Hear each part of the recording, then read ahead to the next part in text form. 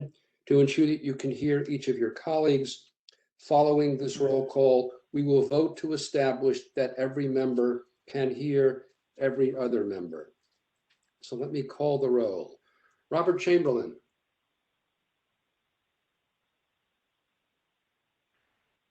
Can't hear you, Robert. Alexandria, Fairfax County, Robert Chamberlain. Okay. Joshua Booth. This is Joshua Booth. I'm in Lincolnia. Okay. Jeff Longo is not with us. Alice is not here tonight. Barbara Burgess is not here. Dave Nguyen.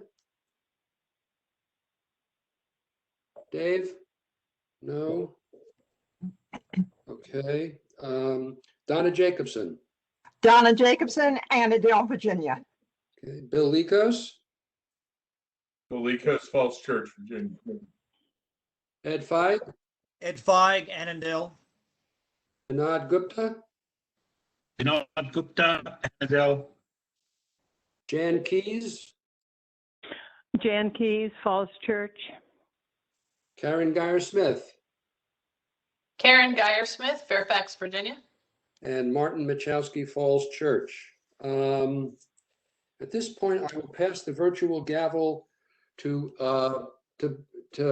Karen. Karen, you have the virtual gavel, so that I may be heard to make the requisite motion.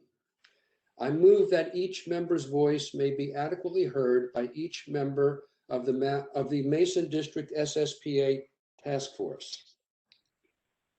So moved. Does anybody second? Second. Who was that? Second. Second, Josh. Joshua. Okay. Do I pass it back to you? Call the vote. Oh, call for the vote. All in favor, say aye. Raise your hands. Aye. Aye. Aye. Okay. Passes unanimously. Okay. Second, having established that each member's voice may be heard by every other member, we must next establish the nature of the emergency that compels these emergency procedures. The fact that we are meeting electronically, what type of electronic communications is being used, and how we have arranged for public access to this meeting. Therefore, I move that the state of emergency caused by the COVID-19 pandemic makes it unsafe for the task force to physically assemble and unsafe for the public to physically attend to any such meeting, and that as such, FOIA's usual procedures, which require the physical assembly of the task force and the physical presence of the public, cannot be implemented safely or practically.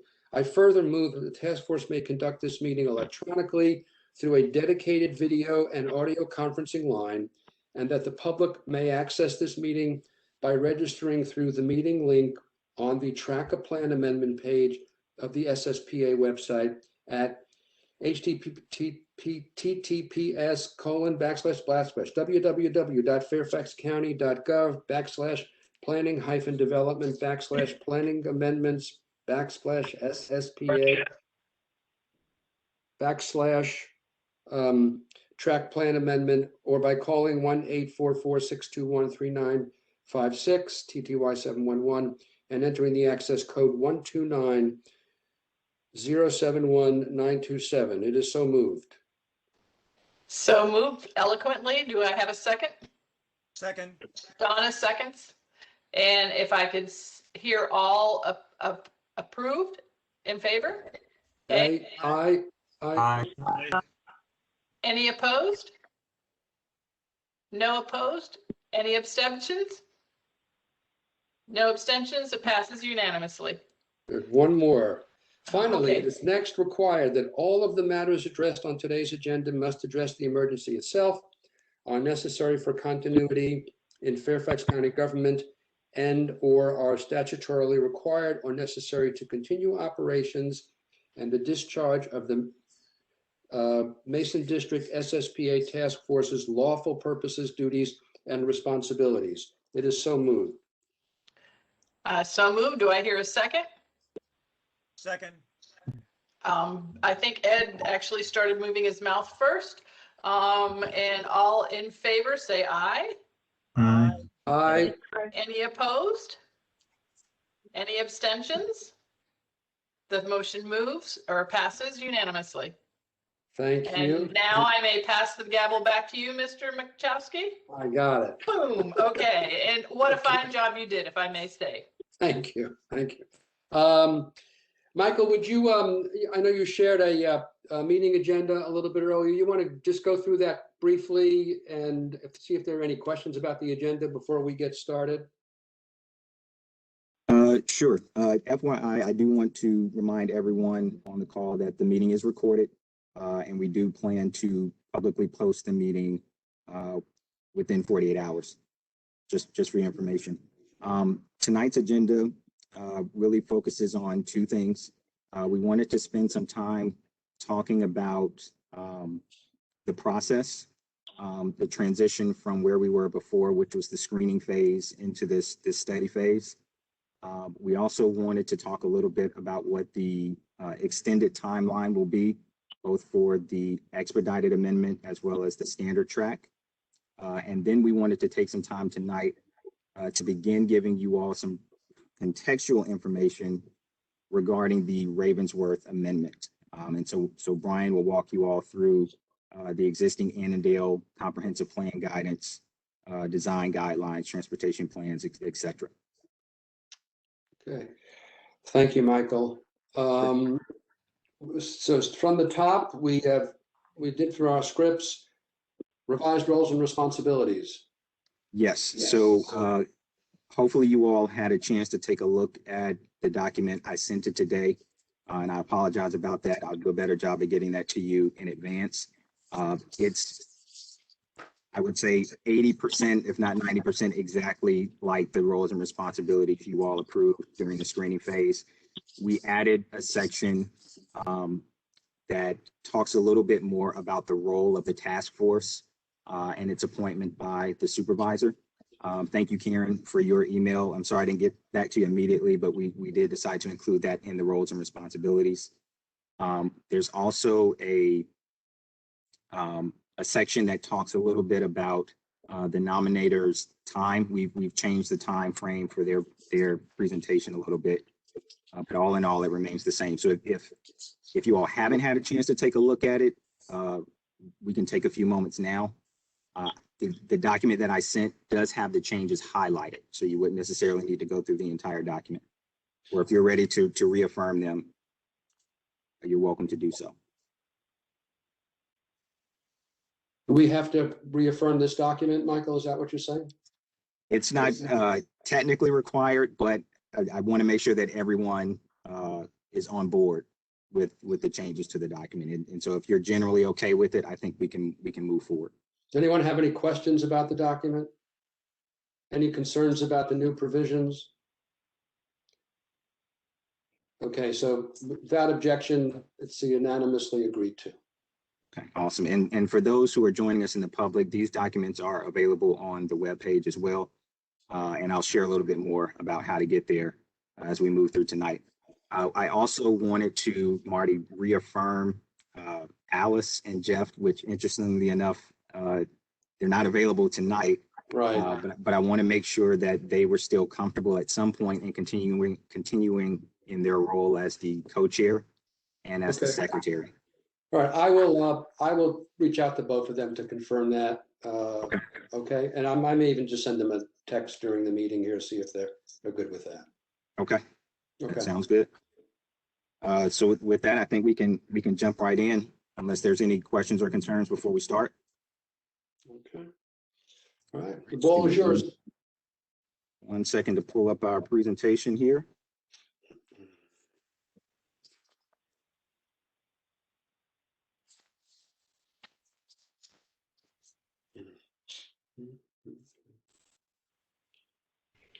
All right, so I think introductions have already been done. I personally, again, want to thank each of you for your time and your commitment to this process.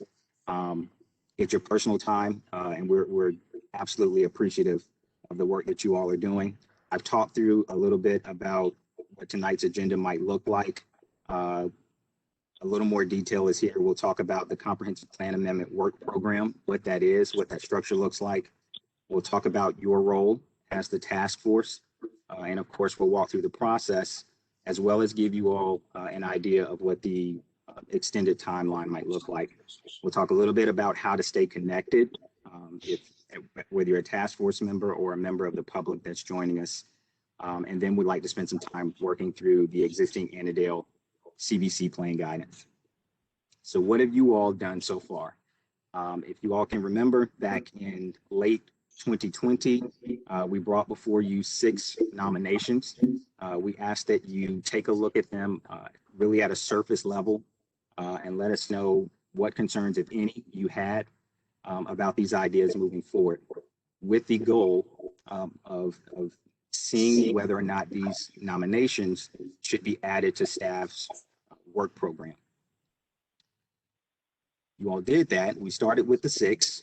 This task force recommended that 5 of the nominations move forward into the work program. And then in January of this year, January 21st, the Board of Supervisors authorized 4 of those nominations to be studied further by staff and this task force. I'll note that 2 of the nominations, now amendments, have been combined into a single study, and that's the Gibson property and the nomination from Dar al-Hijra Islamic Center. So for the 3, our expedited amendment, our 1 expedited study is for 4312 Ravensworth Road, and that's to consider a higher intensity, environmentally controlled self-storage. The site contains a self-storage unit today, but they're looking for an increase in intensity, hence the comprehensive plan amendment. Our other 2 studies belong to First Christian Church. They are taking a look at providing affordable senior housing on their site, along with a modest amount of supportive office medical service. And then lastly, we have the combination of the 2 nominations, one from the Gibson family, one from Dar al-Hijra Islamic Center, to consider in their respective subject area, both a community center and a modest amount of additional senior housing. So our comprehensive plan work program is really just an itemized list of all of the amendments that the Board of Supervisors have authorized staff to take a look at. We call it the 2021 work program because as we go through the SSPA process, we bring forth a culmination of different nominations that go before the board simultaneously, and so we introduce them as a single item. But the year is irrespective. We have 2 different cycles. This cycle is for the South County. We also have a North County cycle that will start in 2 years, and that one will likely be the 2023 or 2024 comprehensive plan work program. For those who are not familiar, the comprehensive plan is a policy document that we use to help us think about land use decisions across the county. It's a statutory mandate by the state. We're asked, I believe it's within every 5 years, to take a look at that and make updates as necessary. And so the SSPA process, as well as the work program, are to that end. So the nominations that we shared with you all in late 2020 have now transitioned. They've gone through a series of public hearings before the Planning Commission and the board, and now we consider them as being authorizations. In other words, the board has directed staff to take a look at each of these ideas, and they've provided sort of a scope of study, outlining certain considerations. So for example, the maximum development potential, the extent of the subject area, as we talked about with the Gibson and the Islamic Center. We'll take a look at how these ideas work with and compare with the adopted comprehensive plan guidance. We'll also take a look at the impacts to the planned infrastructure.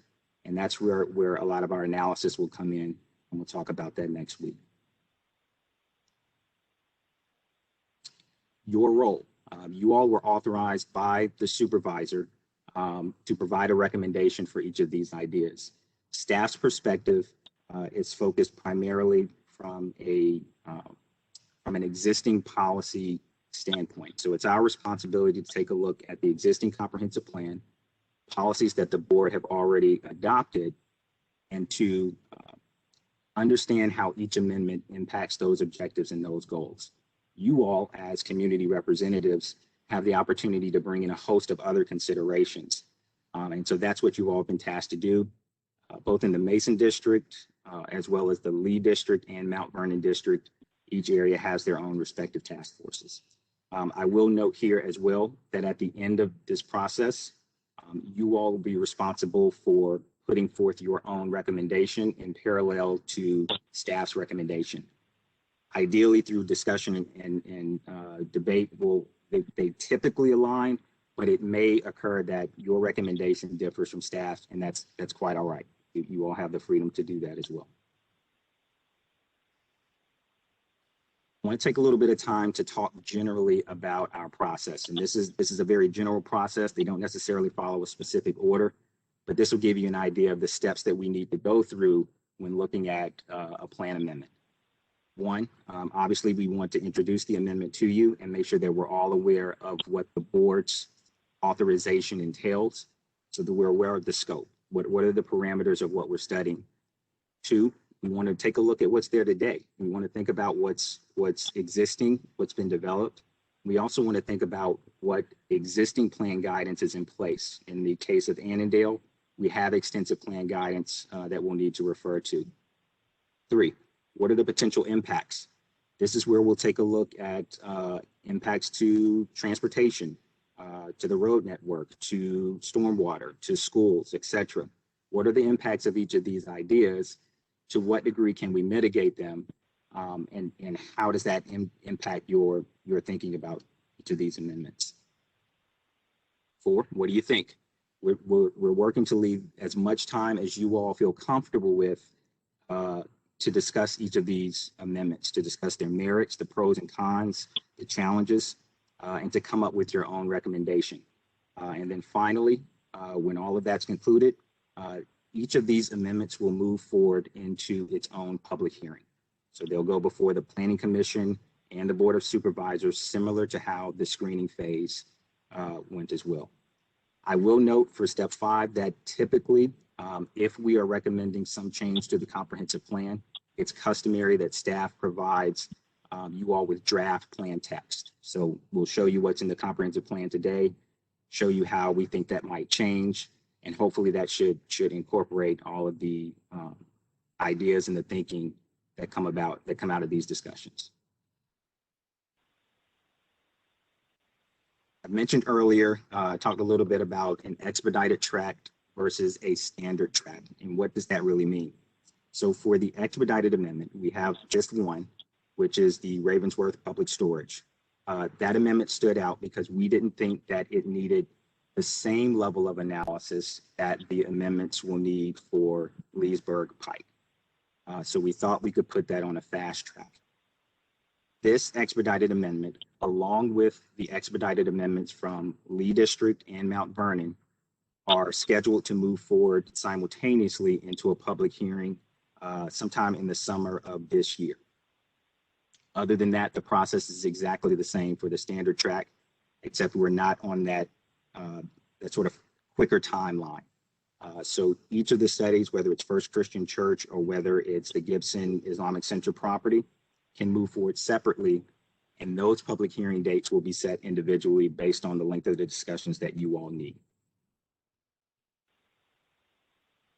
So our general timeline is to have the consideration for the Ravensworth Public Storage completed over the next couple of months by mid-spring. Hopefully we'll have a recommendation from you all and from staff, and then we'll be prepared to move into public hearing, I believe, in late June. Graham can correct me if I'm wrong, but I think that's the sort of general time frame we're eyeing. For the standard track items, we do not have a set date as of now. We will, of course, keep you all informed once we have an idea of when those considerations will begin. If you haven't received a notification, a public notification for those amendments, it's because we haven't sent them yet. Once we have an idea of what that schedule looks like, you can expect physical notices to be sent in the mail, as well as our general channels, email and social media, etc. So over the course of the next couple of months, between March and April. This provides just a quick outline of what we hope to cover at each meeting. Again, today is really focused on the administrative and process updates, as well as talking about the Annandale CBC. Our meeting next week, we hope to delve into the analysis that we're putting together for you all. And we're offering some time to the nominators to share any of their updates if they have any. We're hoping that it's not sort of a rehash of the same information that you all have heard. You're very aware of what the amendments entail. But if there's anything that's changed in their thinking or in their approach since being authorized, we want to give them space to share that with you. Lastly, we'll absolutely open the floor to task force discussion and public comment as well. And I'll talk a little bit about more about that in a moment. And if necessary, we'll provide draft text, plan text at our April 14th meeting. The April 21st meeting is a placeholder. It's completely possible based on discussions that we could wrap up on the 14th, but if needed, we have that extra week. So how do you stay informed? Similar page like we had for the screening phase. We have a page called Track a SSPA Plan Amendment. I tried Googling it. Google didn't work just yet, but if you go to the county's main page and do a search and type in Track a SSPA Plan Amendment, or go to the old screening page, there's a link there that'll take you here. If you scroll down the page to where it says Task Force Meeting Information, you'll see these links. You'll see the 3 districts. Just click on the plus sign that's next to Mason Task Force. It'll open up a drop-down menu that not only includes the meeting registration link, but it'll also include all of the meeting materials, including the agenda, any other documents that we share, as well as a recording after the meeting. This is where you'll be able to find it. We'd also love for you guys who are social media savvy to check us out on Facebook. We post a lot of updates there regarding the study, as well as general topics regarding land use across Fairfax County. It's titled Fairfax County Land Use Planning. Look us up, give us a follow. It's another great way to stay informed. I talked a little bit earlier about public input. There are a couple of opportunities to do so. We'll make time available during each meeting after sort of the preliminary task force discussion to entertain public comments and questions. I'll work with Marty to give the public space and time to do that at each meeting. We're also welcoming written public comment.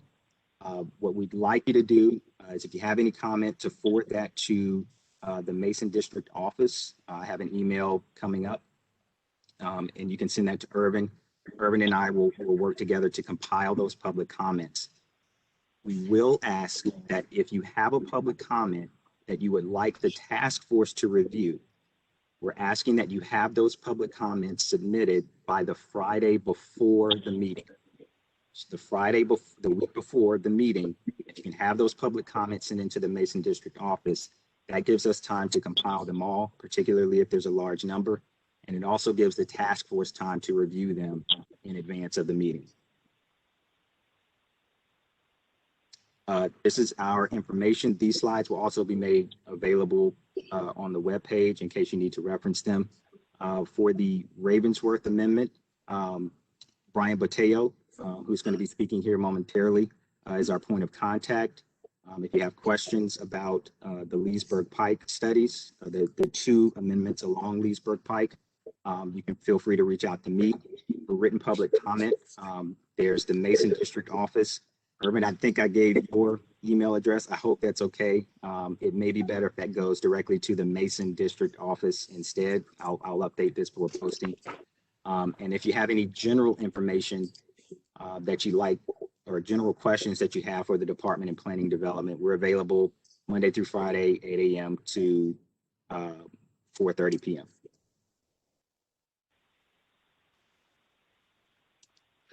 So really briefly, our next steps after tonight are to share the analysis with you regarding the expedited amendment, Ravensworth Public Storage, and to see if our nominators have any updates to what they're thinking about. And that next meeting is next week, actually. We're back to back because of the expedited schedule. That may change in the standard track. We'll give you guys a little more breathing room. But our second meeting is Wednesday, March 31st. Same time, same virtual place. All right, and with that, I'll open the floor to the task force for any comments, questions, thoughts, concerns. Anyone have any questions? I don't see any hands. Michael, your presentation was most comprehensive. Thank you. I appreciate your time. See if I can stop sharing my screen here. I have a quick question. Sorry, I couldn't raise my hand. I didn't know where to raise it. Sure. Why is it being expedited? Again, everything else is going the normal route, and why is this going the expedited route? The Ravensworth amendment is on the expedited track because it doesn't require the same level of analysis that the others do. We think we can get that information to you all relatively quickly and have that discussion much sooner than we can the others. I don't think you have to do a traffic study. You don't have to think you have to do any extra studies. Just pass it through without any study, without any consideration, without stormwater considerations or anything. There will be studies. There will be studies, but the extent of what they're proposing is much less complicated, Mr. Gupta, than what we're seeing on Leesburg Pike. But the information in terms of the traffic generation needs, stormwater impacts, all of those same analyses will occur with the public storage review.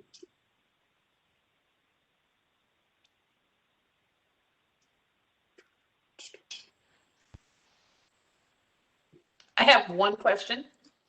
I just went to, I went to the website to see if tonight's meeting and the future meetings are posted. They're not posted yet. Will you get them up soon? Yes, the tonight's meeting should be there, along with the roles and responsibilities document and the meeting agenda. Okay, I'll look. But next week's meeting will be up ASAP. If I can get that up tonight. After this meeting, I'll do so. Are there any other comments or questions? Okay. Then, Michael, does that take us through 1 and 2 on the agenda? That does. What I'll do now, if there are no further questions, I'll introduce Brian Bateo. He's the lead planner for the Ravensworth Amendment. And he's prepared to talk to you guys, give you some contextual information to help you prepare for that discussion next week. Okay. Sure, it's yours, Brian. Thank you, Michael. Can you make me presenter, or do you want to pull the PowerPoint back up? I sure can. Give me 1 second. I think I can. Let's see, make this presenter. On the panelist tab, there should be, oh, there we go.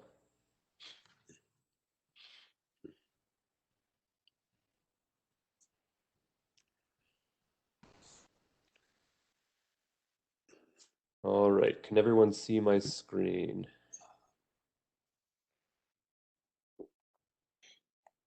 Yep, Yes. we can see it. Okay. We can see it. Perfect. All right, good evening, everyone. Thank you, Michael, for the introduction and for laying the groundwork for the study phase. As Michael mentioned, my name is Brian Boteo. I'm a planner with the Department of Planning and Development. And tonight I want to give you the context for considering the Ravensworth Road Plan Amendment. So I'd like to explain the existing plans and documents that guide land use decisions in Annandale. So we're going to go from more general to more specific. So the comprehensive plan is kind of like an onion or a Russian doll or something. It's composed of a number of layers, and so as you kind of peel back each layer, each one looks kind of like the one before it, but it focuses on the finer details. So at the highest level, you have the countywide policy plan and the concept for future development. And then these are followed by the Annandale Planning District, the Annandale CBC plan, and then finally there are the urban design guidelines, which I'll get into at the end. So I'll spend the next a little bit explaining each of these items in further detail, although paying special attention to the Annandale CBC plan.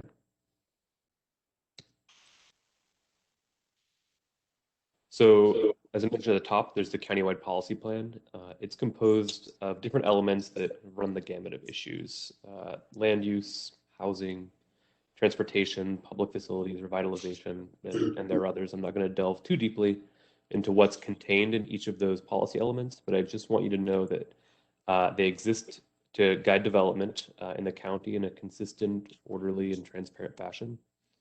And they're written in broad strokes, but as I said before, they're reflected in those lower levels of the plan with more specificity.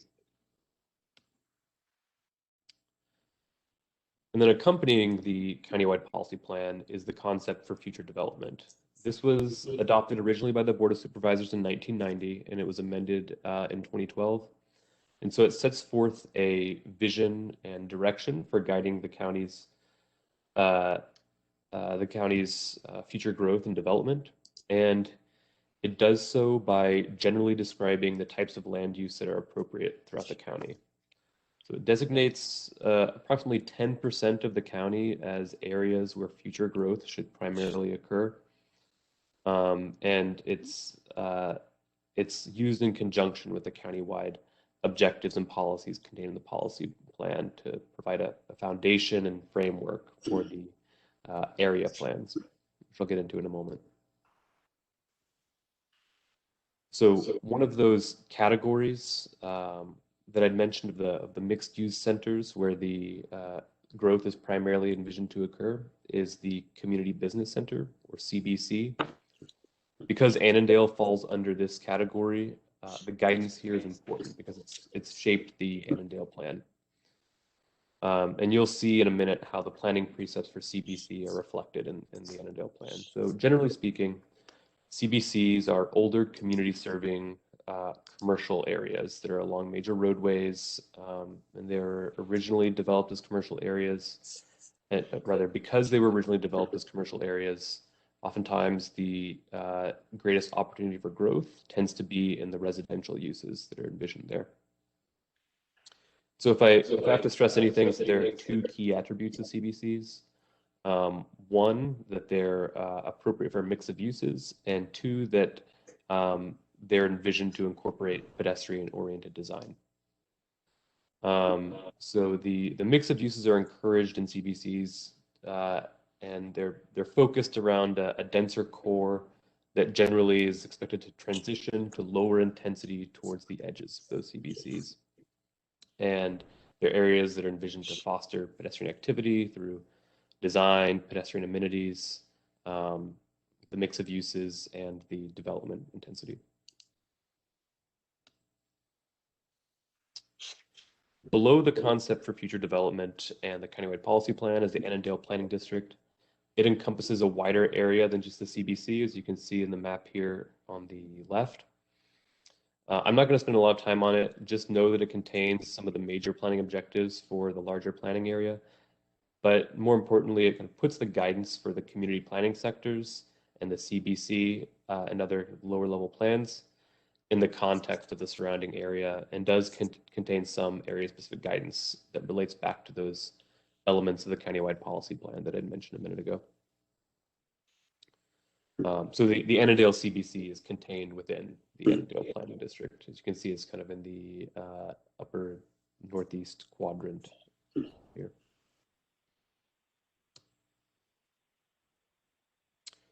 So moving on to the Annandale CBC, which will be the primary focus of tonight. The the foundation of the CBC plan is the vision that it establishes for future development. So I'll read it quickly. Kind of an excerpt from the vision. So the comprehensive plan for Annandale encourages redevelopment that will increase the residential population and promote high quality pedestrian oriented development. The plan for the Annandale CBC envisions a vibrant mix of land uses that significantly enhance the quality of life for its own and neighboring residents while enabling businesses to prosper and actively contribute to the economic and social vitality of Annandale. And to accomplish that vision, the plan enumerates 8 objectives.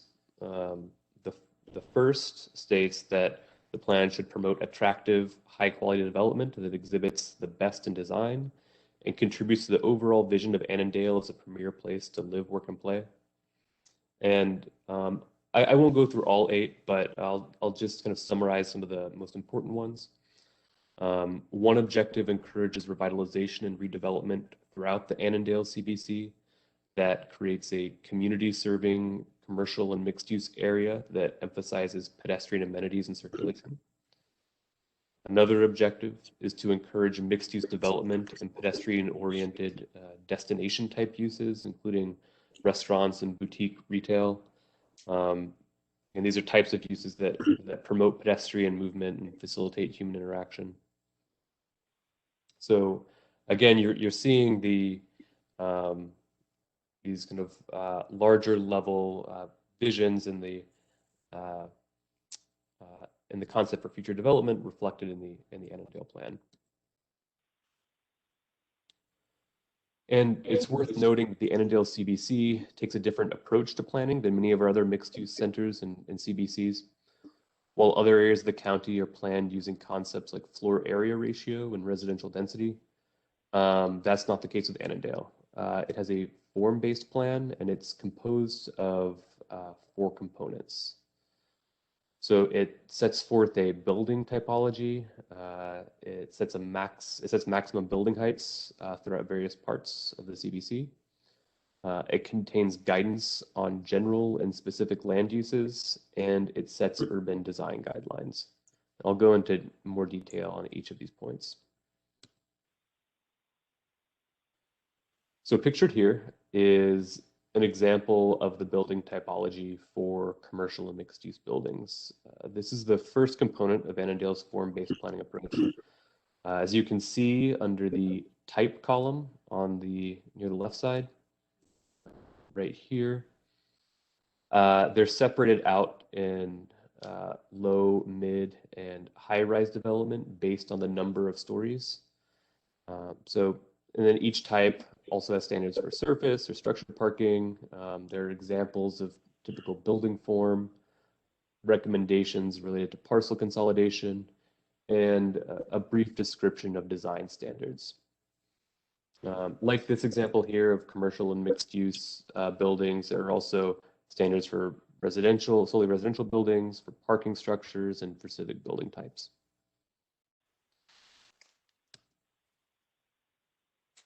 And that building typology is used in conjunction with the building heights map for the CBC, which is pictured here. As you can see, the tallest buildings are generally planned for the center of the CBC and transition down in height towards the existing neighboring communities. The study area for this plan amendment lies just outside of the red hatched 8-story core. It's in the blue portion right here, and it's recommended for up to 6 stories in height. There's also an incentive development option for some parts of the CBC. In those areas, a higher height limit may be recommended, but only if certain public amenities or other conditions are provided or met as part of a development plan. This isn't applicable to our study area. As you can see, the Ravensworth Road Public Storage and the adjacent service station are right here just outside of the pink 12-story incentive development area. And subunit B2.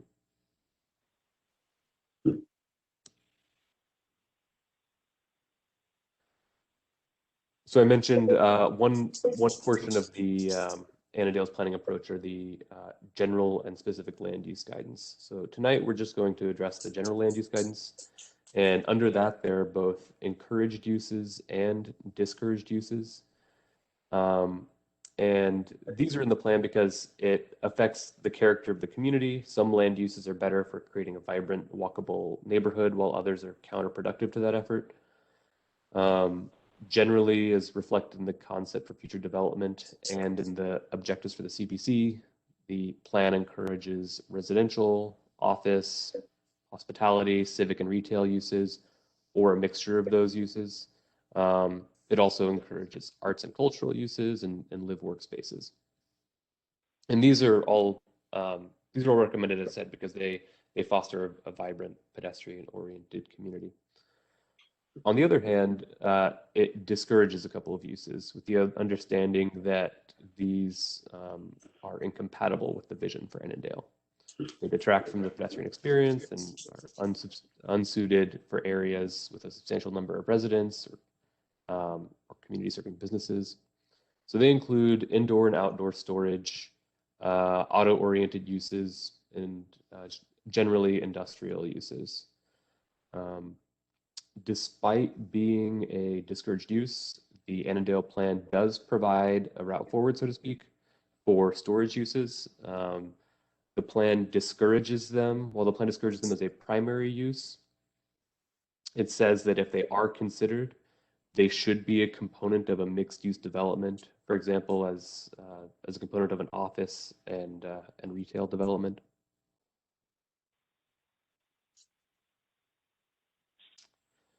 And while the Annandale CBC contains form-based recommendations, it does plan for certain amounts of each use throughout the entirety of the CBC, if not differentiating where they should go within the CBC. So as you can see here, there is still development potential for office, retail, residential, for the various uses that are envisioned for Annandale. But as I had mentioned earlier, the Annandale's envisioned for significant expansion of retail from the current day. As of 2010, when the current Annandale plan was adopted, there was approximately 90,000 square feet of retail, which would leave nearly 2.6 million remaining for the entire CBC. Or sorry, residential. My apologies. So the CBC is further divided into 17 subunits. Each subunit contains more detailed guidance on encouraged and discouraged land uses, among other considerations. The plan amendment that we'll be considering is located in subunit B2, although tonight we're only looking at the vision and guidance for Annandale as a whole. At next week's meeting, we'll look at the subunit B2 recommendation and the other parts of the plan that relate more specifically to this planning study.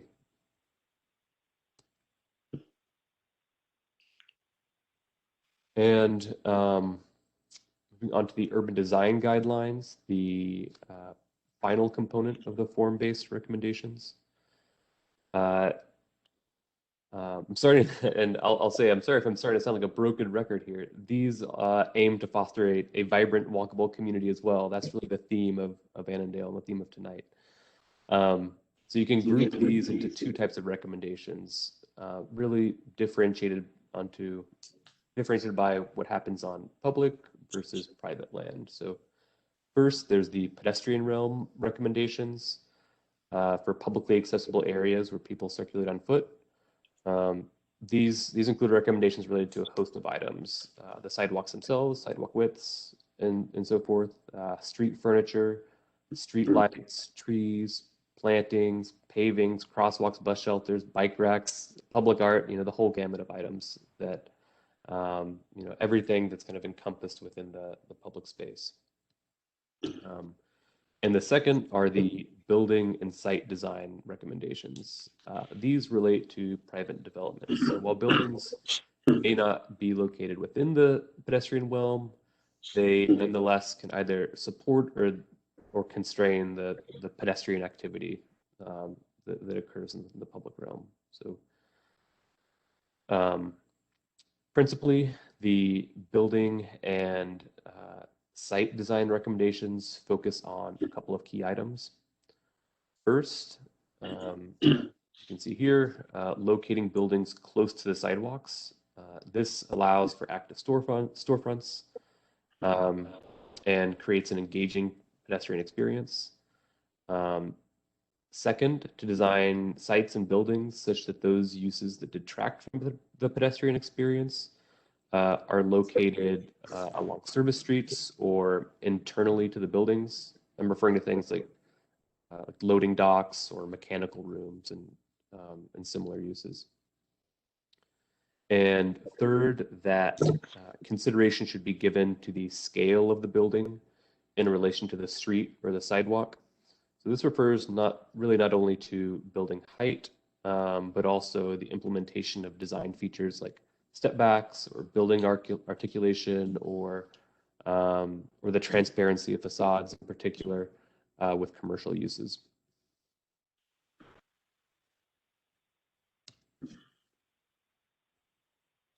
And while we're on the subject of the urban design guidance in the plan, I do want to mention one final thing that it's related to, but separate from the comprehensive plan, is that most of the Annandale CBC is part of what's called the Annandale Commercial Revitalization District, or CRD.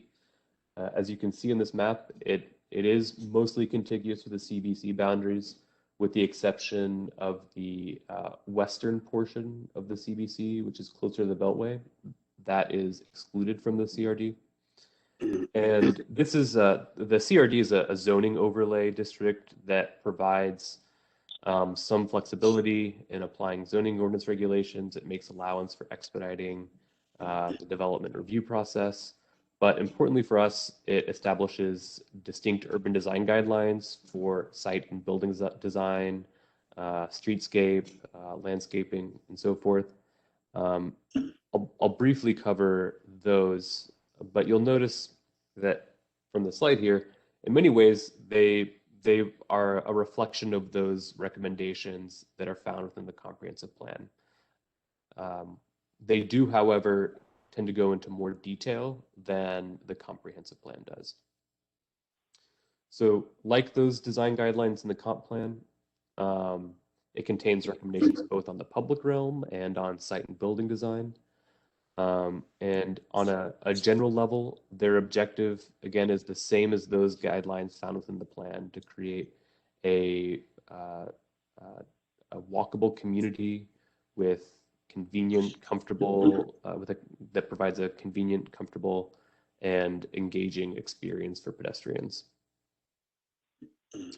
The Annandale Urban Design Guidelines also contain guidance on a street network for Annandale, with different street classifications that serve different functions for all modes of travel, not just automobiles. So I'm going to turn it over to my colleague Tom Burke, a transportation planner with the Fairfax County Department of Transportation, in a moment.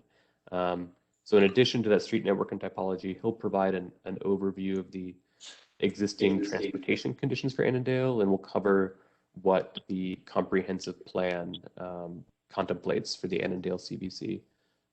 Just one note on the CRD urban design guidelines for Annandale. They are in the process of being updated right now. Actually, I believe the draft of was published in December. There have been a number of community meetings in the past few months related to those urban design guidelines, and it's expected that they'll go before the board this spring to update those. And with that, Tom, I can turn it over to you.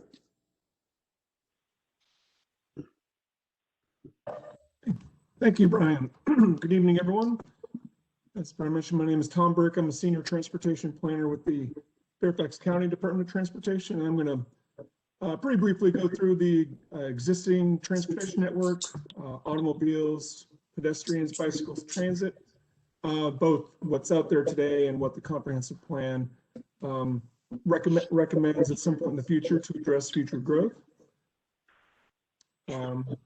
So to start with the existing roadway network, you're all probably pretty familiar with it, but you might not know is the roadways out in the Annandale area are classified by both the county and the Virginia Department of Transportation. The red lines represent the principal arterials, Little River Turnpike and Columbia Pike. Those are the roadways that are anticipated to carry the most traffic, get the most people, not only within Annandale, but from more regionally through Annandale as well. The green roadways, Ravensworth, Annandale, Hummer, et cetera, those types of roads, those are minor arterials. They're still considered to be high classified roadways that still carry a lot of vehicles, but probably not quite as many as the principal arterials. And then you have the purple roads that are major collectors. Those are meant to collect people from the neighborhoods and get them out into the arterial network. And then the roadways that you don't see colors, those are local roads that mostly where people live, maybe their schools are located, they're more community roads. And those would have the expectation of the least amount of traffic. Next slide.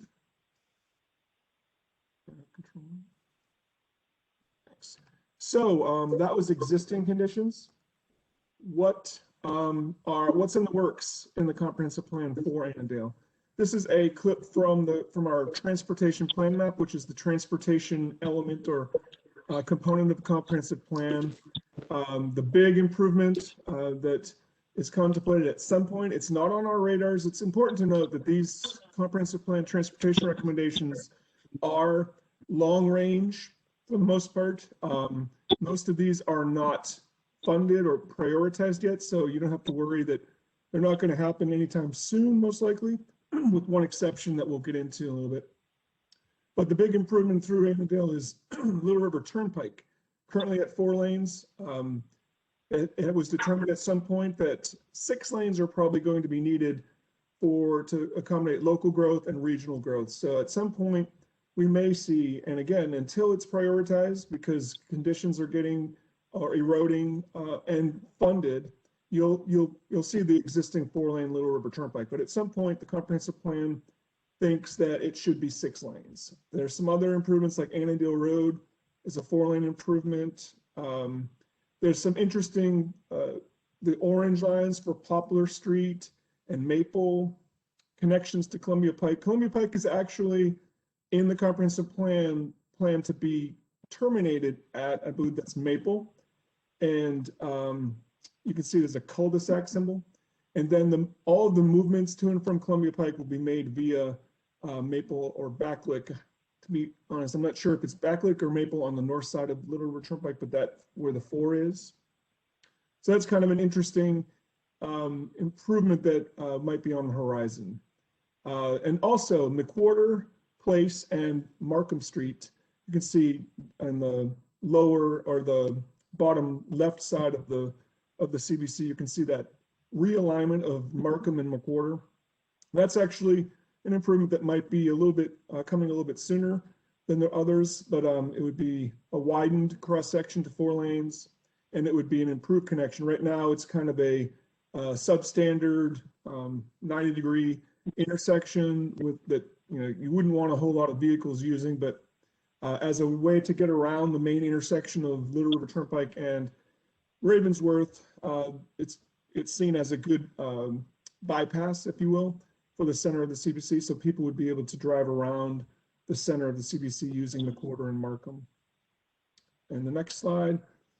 The first slide I showed you was functional classification. This is more consistent with what Brian was talking about, the streetscape types, more of a progressive way of thinking. Little River Turnpike is the boulevard that goes through the center of the CBC. It, again, is anticipated to carry the most people, but it should be multimodal. It should be good for, should allow people to walk, bike, and it should be good for transit and a lot of bus type uses. The red lines are avenues. Again, the avenues are meant to funnel people onto the boulevards, and the local streets are the blue dashes. And then if there's not a line on the map, then it's just also a local street. But the vision is to create, you can almost see kind of a ring road developing around the center of the CBC from Columbia Pike on the top right down around to Annandale Road. Kind of goes all the way around. You almost, I think because of existing neighborhoods, you couldn't quite complete that ring road, but you've got 3/4 of a ring road that's going to disperse traffic a little bit better and get people to move around and through the CBC. Pedestrians, yep, we can go to pedestrians. This is an existing sidewalk network. Sometimes you're not really paying attention, but there are gaps in the sidewalks. All the roadways do not have sidewalks or do not have sidewalks on both sides. There's gaps. So that's something we want to address. The orange lines are where pedestrians are crossing with the conflict of vehicles. So they're either crossing roadways or driveways. So there's a lot of those connectors, which are the orange color. Those are impediments to pedestrians. So those are some things that we want to look to, as well as Brian said, we move into a future that's a lot more progressive, making the CBC more walkable and bikeable. And then in the future, Tom, I just wanted to call out for the task force, just so they have some context of what we're looking at right here. The study area is here, really on the right side of this block, fronting Ravensworth Road. Right. These two parcels.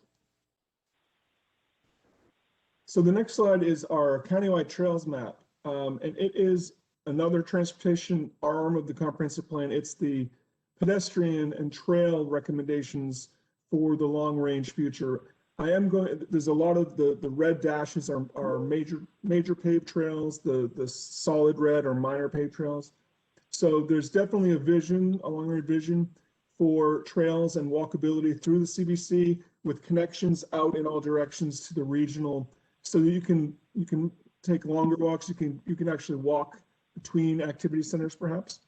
And I should note that there is an ongoing effort that just commenced by the Department of Transportation, which is the active Fairfax Transportation Plan Update. And the trails map and the bicycle master plan, which I'll mention in a little bit, are going to be updated countywide. So all 400 square miles of the county we're going to be looking at trails, bicycle facilities countywide. And so these lines on these maps may actually change in the next couple of years. But as part of this effort, we'd love to hear from you to get some input on what you think needs to be done to make the CBC more walkable. So the next slide is bicycles. This is a map of the, we pulled together this map at the last minute. I didn't have a chance to kind of make it similar, but you can see the blue lines are where there's bicycle lanes. So there's bicycle lanes on Ravensworth.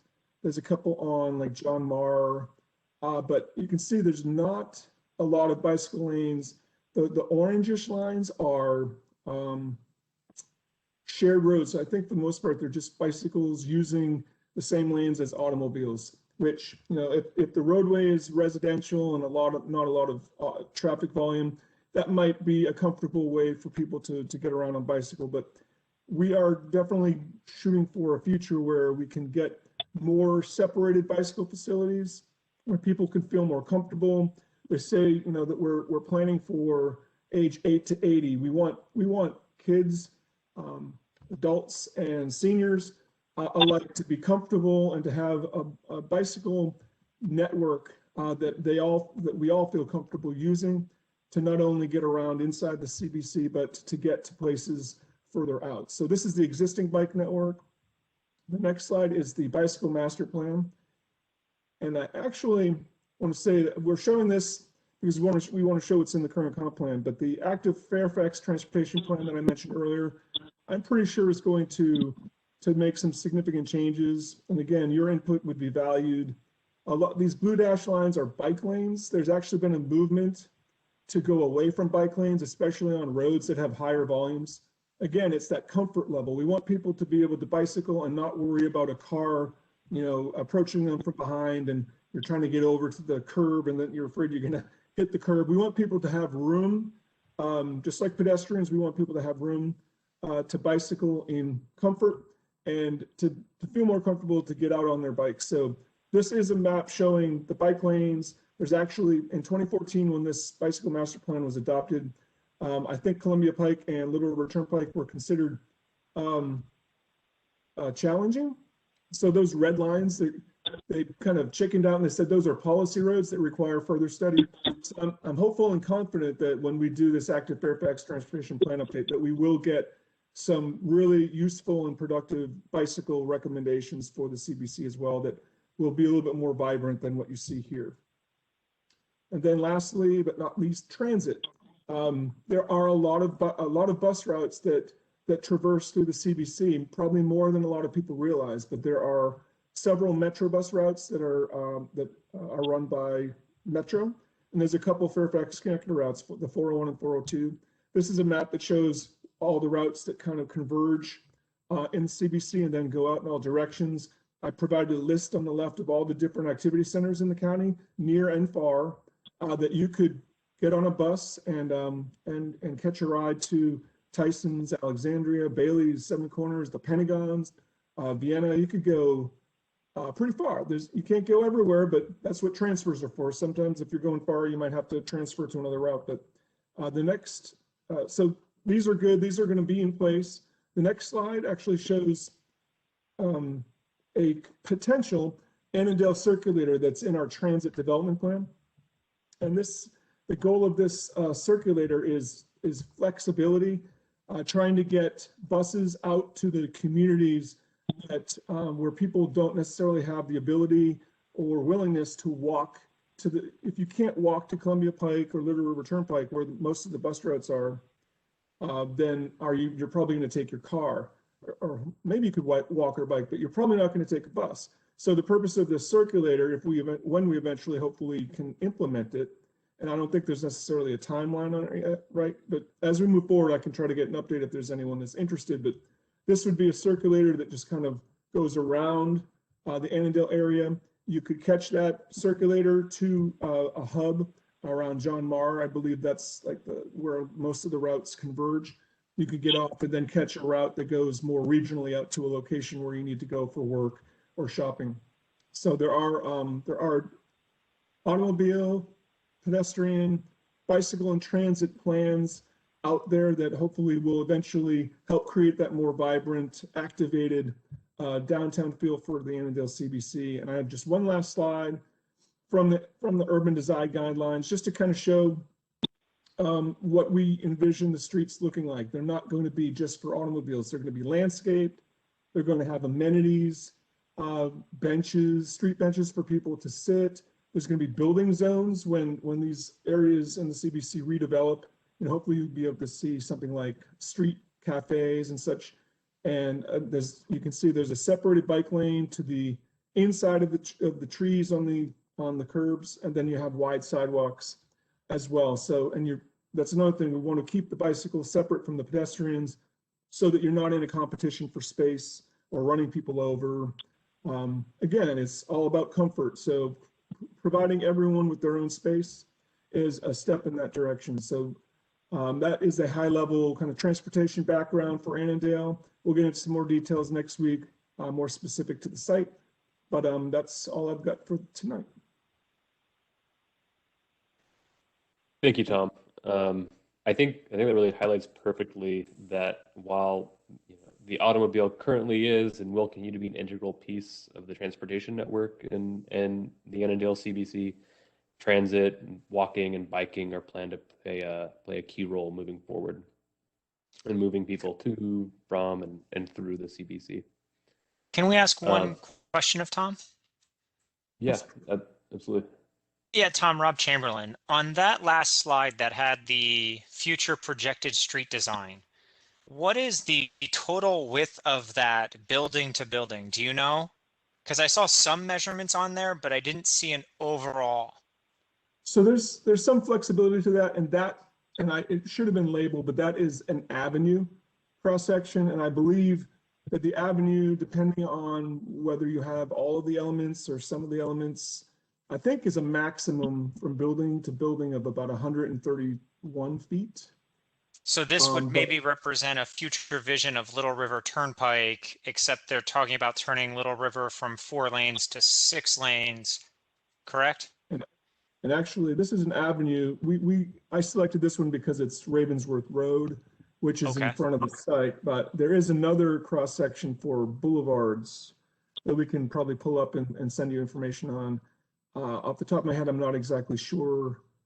You know, it's probably similar to this. And you know, if we do eventually go to the 6 lanes, then yeah, it could get pretty wide. We would make sure we'd want to make sure that we're providing safe crossings. So the medians might become more important, to have a pedestrian refuge in the center if you can't make it all the way across. But yeah, we'll have to give a lot of thought to that as part of this effort, as part of the Active Fairfax plan update. But okay, thank you. Sure. Marty? So I guess just real quick, just want to offer a few concluding thoughts.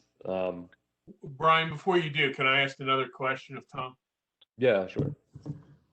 In this scenario of Little River Turnpike as an urban boulevard, do you still anticipate having dedicated turning lanes? You know, turning lanes are a challenge. And I don't mean to shrug and turning lanes become, you know, if they're necessary, VDOT's probably going to make us put them in. But if we can design the CBC in a way that maybe you don't need them, they do just, you know, like picture Little River Turnpike at 6 lanes, and then you also have right turn lanes as well, and you've got the center, maybe you've got left turns in the center. You could have a massive, you know, crossing. So we're very cognizant of that, and, you know, we've become a lot more progressive, if you will, especially when it comes to bicycle and pedestrian safety and just urban design. The urban design that we've started doing over the last 5 to 7 years in each of the activity centers takes big steps in terms of going away from auto-centric. And but yeah, I think turn lanes are tricky. If there's a lot of turns projected out in an intersection, VDOT is probably going to make us put them in, because otherwise the turns block the throughs and it just creates congestion.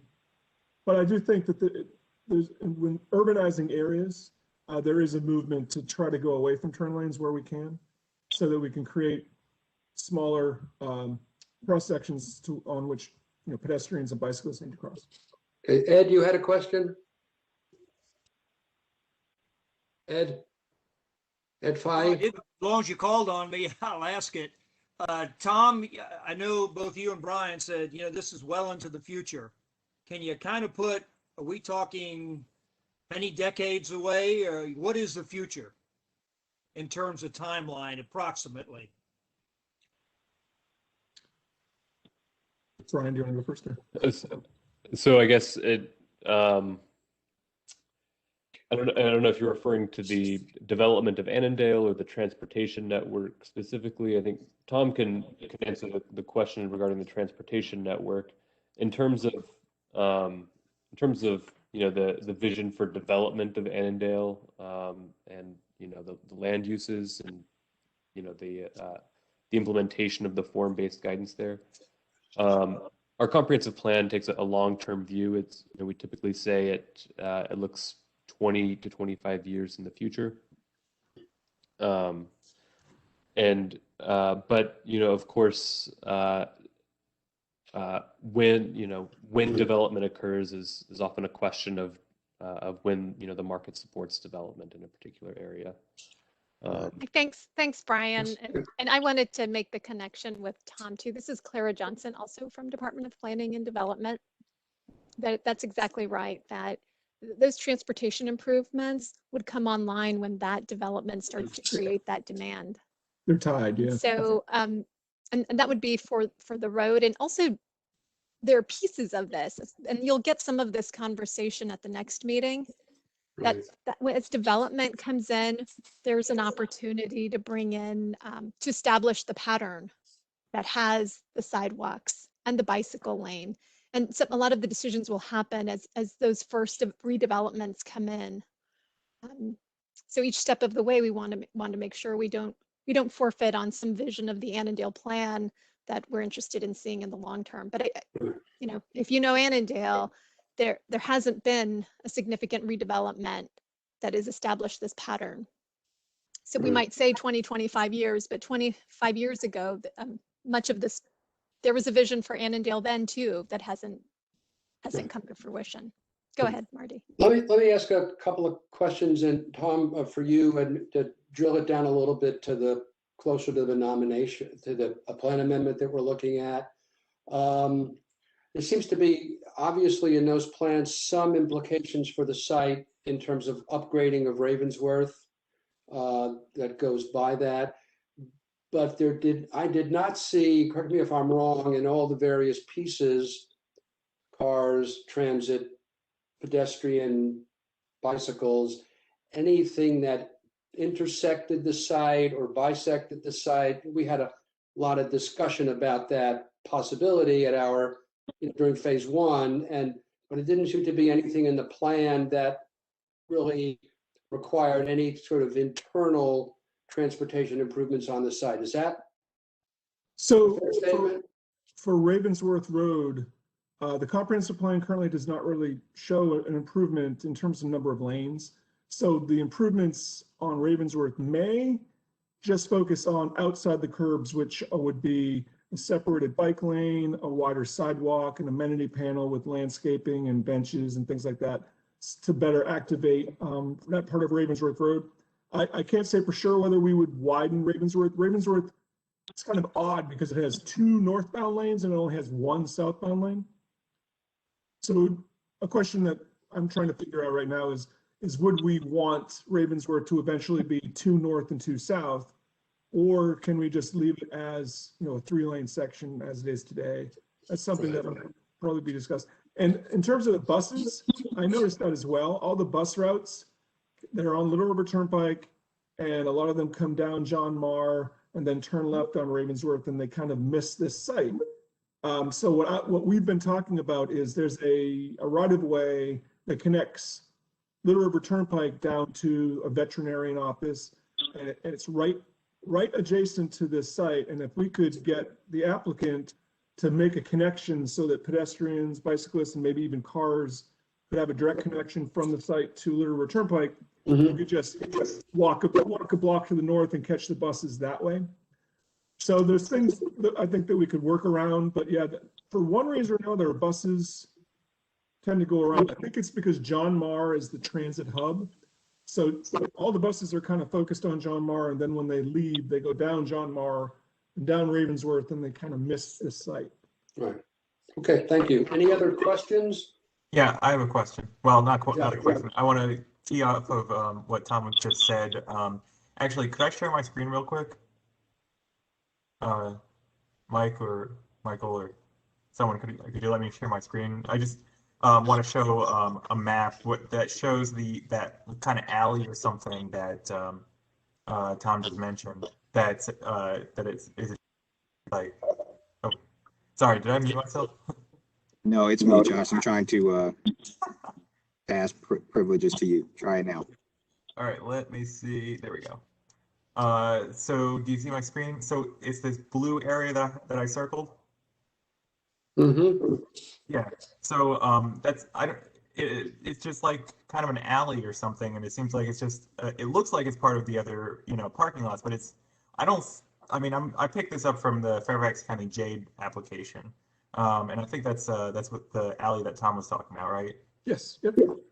Yeah. So it's just interesting because it doesn't look like I can't tell who owns it. Jade doesn't tell me, so I assume it's a public right of way or something, right? I believe. Yeah. I need to double check on that.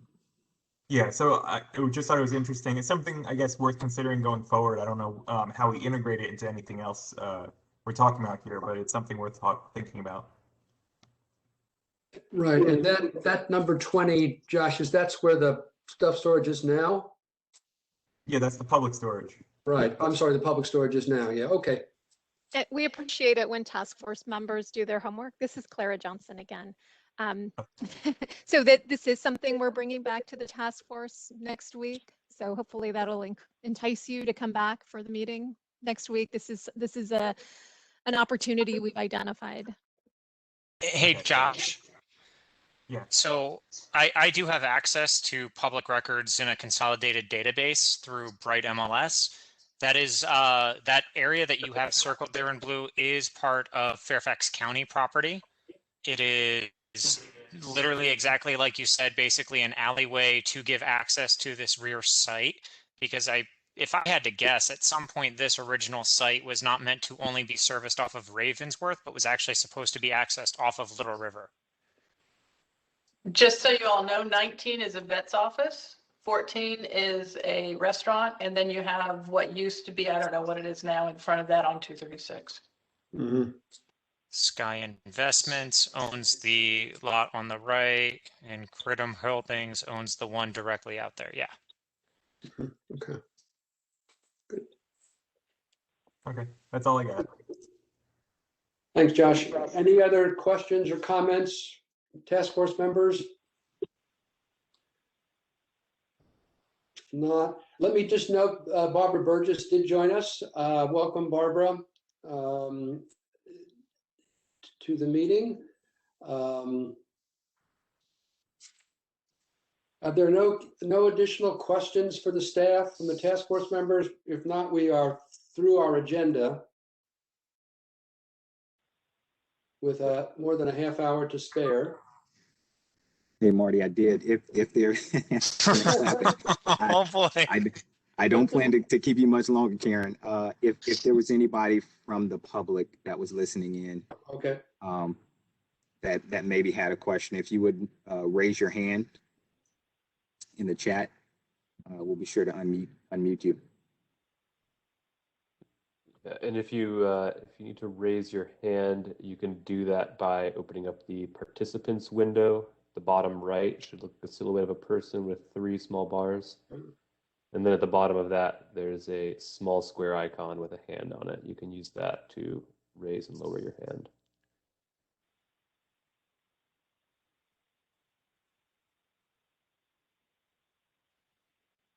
Can we ask one other question too, specifically Sure. about the storage applicant?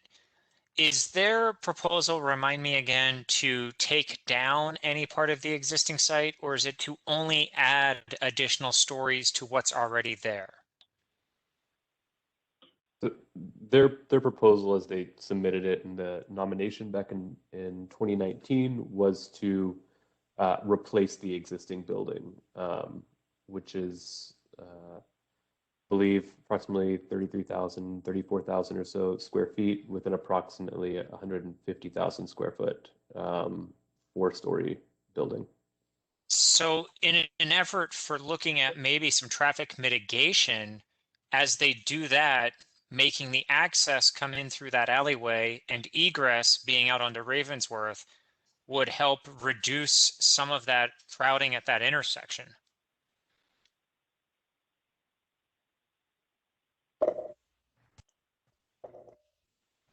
This is it's I'm muted. No, this is next week. We're planning on getting in more into the analysis that we've done related. Okay. Yeah. Are there no comments, questions from public participants? I'm seeing none. Okay. Well, we still have an opportunity to give you a half hour back. Any other questions or comments from the task force members before I move to adjourn? Hearing none, I move that we adjourn this meeting. Is there a second? Second. All opposed, all in favor, say aye. Aye. Aye. All opposed? Any abstentions? Thank you all. Good to see you. We'll see everybody next week. Same time, same place. Thank you, everyone, and continue to check your emails. I'll make sure that you get the information in advance of next week's meeting. Okay. Thank you. Thank you. Thank you, everyone. Have a good evening.